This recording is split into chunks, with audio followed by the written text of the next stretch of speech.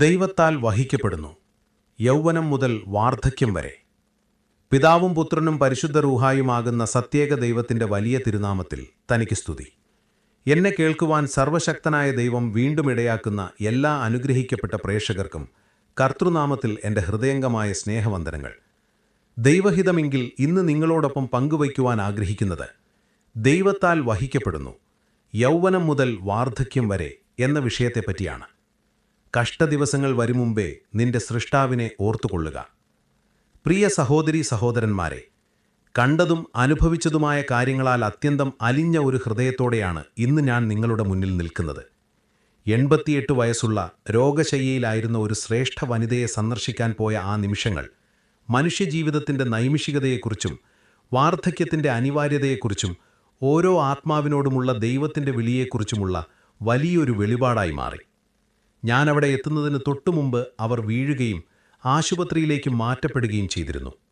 ഓർമ്മശക്തി മങ്ങിക്കൊണ്ടിരിക്കുന്ന അവരുടെ ഭർത്താവിനോടൊപ്പം ആ നഴ്സിംഗ് ഹോമിലൂടെ ഞാൻ സാവധാനം നടന്നപ്പോൾ കണ്ട കാഴ്ചകൾ വാക്കുകൾക്കതീതമായിരുന്നു. ചിലർ ചലനമറ്റവർ, ചിലർ വേദനയാൽ പുളയുന്നവർ, ചുറ്റുമുള്ളതിനെക്കുറിച്ച് ബോധമുള്ളവർ ചുരുക്കം, ബോധമില്ലാത്തവർ അനേകർ. വേദനയും ആശയക്കുഴപ്പവും നിസ്സഹായാവസ്ഥയും ഏകാന്തതയും നിറഞ്ഞ മുഖങ്ങൾ. കഷ്ടദിവസങ്ങൾ വരും മുമ്പേ നിന്റെ സൃഷ്ടാവിനെ ഓർത്തുകൊള്ളുക എന്ന് ഓരോ ജീവിതവും നിശബ്ദമായി വിളിച്ചു പറയുന്നതുപോലെ എനിക്ക് തോന്നി. ആ നിമിഷം തിരുവചനം കേവലം വാക്കുകളായല്ല, മറിച്ച് മനുഷ്യൻ്റെ കഷ്ടപ്പാടുകളിൽ കൊത്തിവച്ച സത്യമായി എനിക്ക് അനുഭവപ്പെട്ടു. ആശുപത്രിയിലെ എമർജൻസി റൂമിലെത്തിയപ്പോൾ ആ ഭാരം വർദ്ധിച്ചു. കഷ്ടപ്പെടുന്ന രോഗികൾ, തളർന്നുപോയ പരിചാരകർ, മനുഷ്യൻ തൻ്റെ പരിമിതിയിൽ നിൽക്കുന്ന കാഴ്ച. എങ്കിലും അവിടെയും ഞാൻ ഒരു കാര്യം തിരിച്ചറിഞ്ഞു. മനുഷ്യൻ്റെ ഏറ്റവും നിസ്സഹായമായ നിമിഷങ്ങളിലും ദൈവത്തിൻ്റെ അദൃശ്യകരം പ്രവർത്തിക്കുന്നുണ്ട്. കരുണാനിധിയായ ദൈവം തൻ്റെ സൃഷ്ടിയെ കൈവിട്ടിട്ടില്ല. യെശയ്യാവ് 46:4 പ്രഖ്യാപിക്കുന്നു, നിങ്ങളുടെ വാർദ്ധക്യം വരെ ഞാൻ അവൻ തന്നെ, നിങ്ങൾ നരയ്ക്കും വരെ ഞാൻ നിങ്ങളെ വഹിക്കും. ഞാൻ ഉണ്ടാക്കി, ഞാൻ ചുമക്കും, ഞാൻ വഹിക്കുകയും വിടുവിക്കുകയും ചെയ്യും. എത്ര വലിയ വാഗ്ദത്തം! മനുഷ്യൻ്റെ ശക്തി ക്ഷയിക്കുമ്പോഴും ദൈവത്തിൻ്റെ ബലം നിലനിൽക്കുന്നു.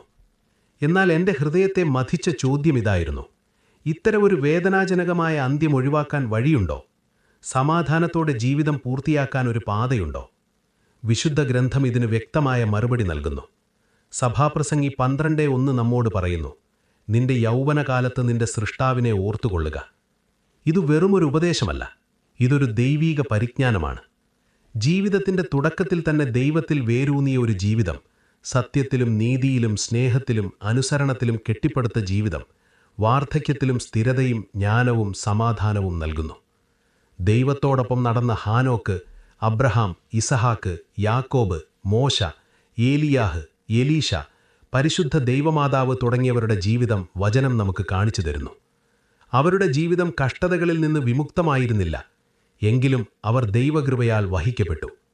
അവരുടെ വിയോഗം നിരാശയിലല്ല, മറിച്ച് സമാധാനത്തിലും ദൈവീക ഉദ്ദേശത്തിലുമായിരുന്നു. യെശയ്യാവ് 57:1-2 ഓർമ്മിപ്പിക്കുന്നു, നീതിമാൻ നശിക്കുന്നു, അവർ സമാധാനത്തിലേക്ക് പ്രവേശിക്കുന്നു, നേരോടെ നടക്കുന്നവർ തങ്ങളുടെ കിടക്കകളിൽ വിശ്രമിക്കുന്നു. പ്രിയപ്പെട്ടവരെ, വാർദ്ധക്യത്തിലെ കഷ്ടപ്പാടുകൾ കേവലം ശാരീരികമല്ല, പലപ്പോഴും അത് നിത്യമായ ഉറവിടവുമായുള്ള ബന്ധം മുറിഞ്ഞുപോയതിൻ്റെ ഫലം കൂടിയാണ്.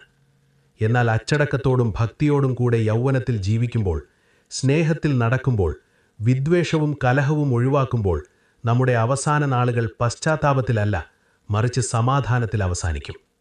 സങ്കീർത്തനം 90:12 നമ്മെ പഠിപ്പിക്കുന്നു, ഞങ്ങൾ ജ്ഞാനമുള്ളൊരു ഹൃദയം പ്രാപിക്കത്തക്കവണ്ണം ഞങ്ങളുടെ നാളുകളെ എണ്ണുവാൻ ഞങ്ങളെ പഠിപ്പിക്കണമേ. ഇന്നത്തെ ജ്ഞാനമുള്ള ഹൃദയം ഒരു സമാധാനമുള്ള നാളെയെ പണിയുന്നു. ശരീരം ക്ഷയിച്ചാലും വചനം നമുക്ക് ഈ പ്രത്യാശ നൽകുന്നു, ഞങ്ങളുടെ പുറമേയുള്ള മനുഷ്യൻ ക്ഷയിച്ചു പോകുന്നുവെങ്കിലും ഞങ്ങളുടെ അകമേയുള്ളവൻ നാൾതോറും പുതുക്കം പ്രാപിക്കുന്നു.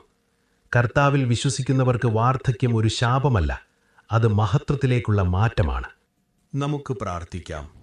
സ്വർഗസ്ഥനായ ഞങ്ങളുടെ പിതാവേ, ആകാശഭൂമികളുടെ സൃഷ്ടാവേ, ജീവദാതാവേ, വിനീതമായ ഹൃദയത്തോടെ ഞങ്ങൾ അങ്ങയുടെ സന്നിധിയിൽ വരുന്നു. മനുഷ്യൻ്റെ പരിമിതികളെക്കുറിച്ച് ഇന്ന് അങ്ങ് ഞങ്ങളുടെ കണ്ണുകൾ തുറന്നുവല്ലോ. ശരീരത്തിൻ്റെ ബലഹീനതയും ഓർമ്മകളുടെ മങ്ങലും ഞങ്ങൾ കണ്ടു. കർത്താവേ, ഞങ്ങളുടെ ജീവിതത്തെ ശരിയായി മനസ്സിലാക്കാൻ ഞങ്ങളെ പഠിപ്പിക്കണമേ. ജ്ഞാനമുള്ള ഒരു ഹൃദയം പ്രാപിക്കത്തക്കവണ്ണം ഞങ്ങളുടെ നാളുകളെ എണ്ണുവാൻ ഞങ്ങളെ പഠിപ്പിക്കണമേ. പിതാവേ, പലപ്പോഴും ഞങ്ങൾ അശ്രദ്ധമായി ജീവിച്ചുപോയി എന്ന് ഏറ്റുപറയുന്നു. അങ്ങയെ അന്വേഷിക്കുന്നതിൽ ഞങ്ങൾ താമസം വരുത്തി. എന്നാൽ ഇന്ന് ഞങ്ങൾ അങ്ങയിങ്കിലേക്ക് മടങ്ങിവരുന്നു. കഷ്ടദിവസങ്ങൾ വരും മുൻപേ ഞങ്ങളുടെ യൗവനത്തിൽ അങ്ങയെ ഓർക്കുവാൻ ഞങ്ങൾ തീരുമാനിക്കുന്നു. അങ്ങയുടെ വചനം ഞങ്ങളുടെ ഹൃദയങ്ങളിൽ എഴുതേണമേ. നീതിയുടെയും സ്നേഹത്തിൻ്റെയും പാതയിൽ ഞങ്ങളെ നയിക്കണമേ. കർത്താവേ, നഴ്സിംഗ് ഹോമുകളിലും ആശുപത്രികളിലും വീടുകളിലും കഴിയുന്ന രോഗികളെയും ഏകാന്തത അനുഭവിക്കുന്നവരെയും ഞങ്ങൾ അങ്ങയുടെ കരങ്ങളിൽ ഏൽപ്പിക്കുന്നു. അവർക്ക് ആശ്വാസവും സമാധാനവും നൽകണമേ. യെശയ്യാവ് 46:4 വാഗ്ദത്തപ്രകാരം വാർദ്ധക്യത്തിൽ അവരെ താങ്ങണമേ. അവർക്ക് അങ്ങയുടെ സാന്നിധ്യം അനുഭവപ്പെടുമാറാകട്ടെ.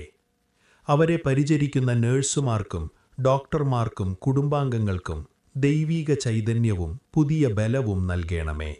അവരിൽ അങ്ങയുടെ സ്നേഹം പകരണമേ. പിതാവേ, പാഴായി പോകുന്ന ഒരു ജീവിതത്തിൽ നിന്ന് ഞങ്ങളെ കാത്തുകൊള്ളണമേ. വിവേകത്തോടെ ജീവിക്കാനും അഗാധമായി സ്നേഹിക്കാനും വിനീതരായി നടക്കാനും ഞങ്ങളെ സഹായിക്കണമേ. പിണക്കങ്ങളിൽ നിന്നും അസൂയയിൽ നിന്നും ഞങ്ങളെ വിടുവിക്കണമേ.